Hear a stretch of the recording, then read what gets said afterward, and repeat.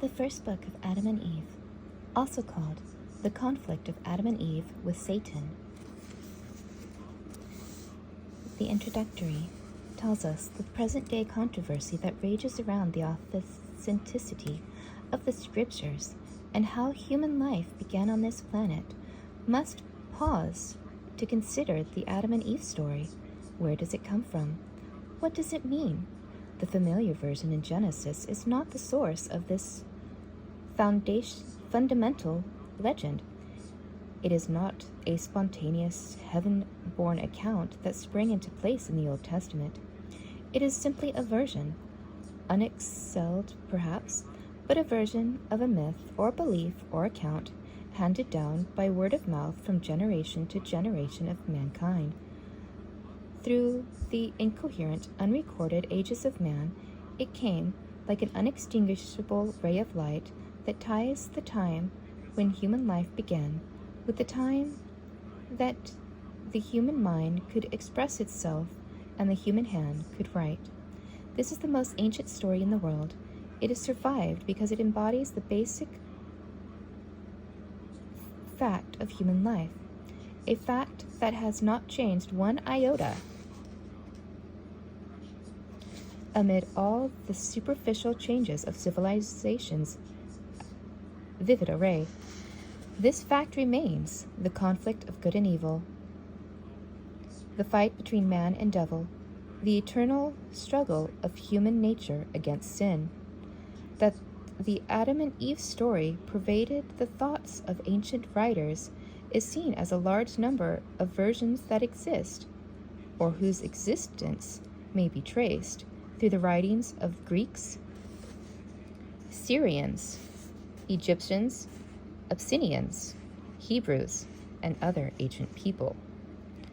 As a lawyer might say, who examines so much apparently unrelated evidence, there must be something back of it.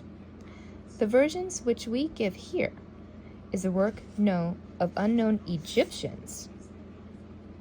The lack of historical allusion makes it impossible to date the writing. However, parts of this version are found in the Talmud, the Quran, and elsewhere, showing that what a vital role it played in the original literature of human wisdom.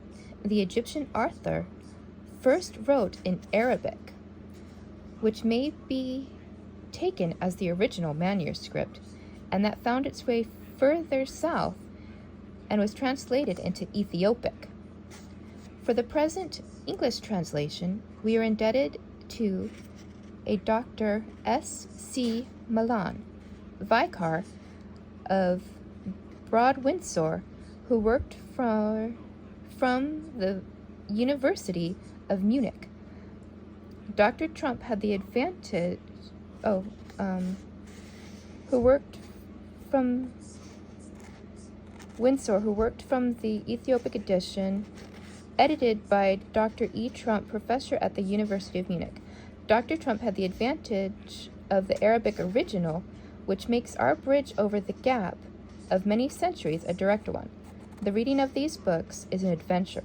You will find the mind of man fed by the passions, hopes, fears of new and strange earthly existence, rioting unrestrained in the zest of self-expression.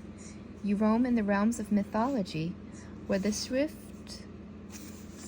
of aspects of nature assume manifold personalities. Guess what chance?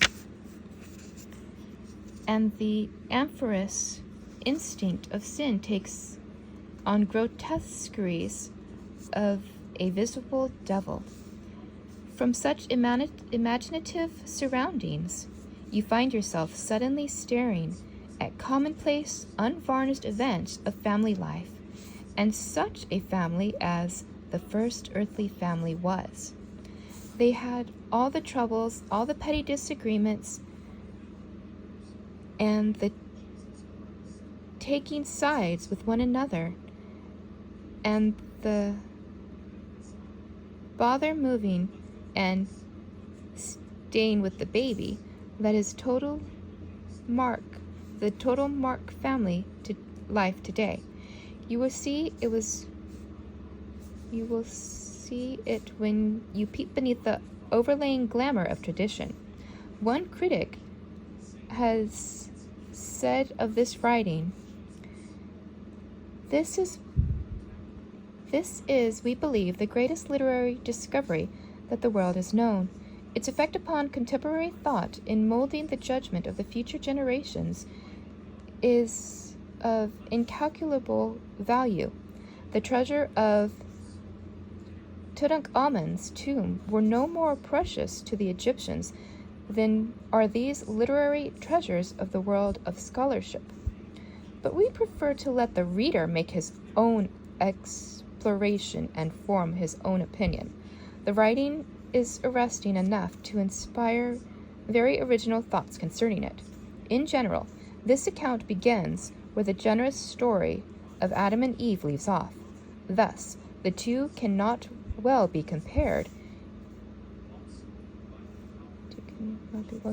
Here we have a new chapter, a sort of sequel to the other. Here is the story of the twin sisters of Cain and Abel, and it is notable that here is the blame for the first murder is placed squarely at the door of a difference over women. The plan of these books are as follows.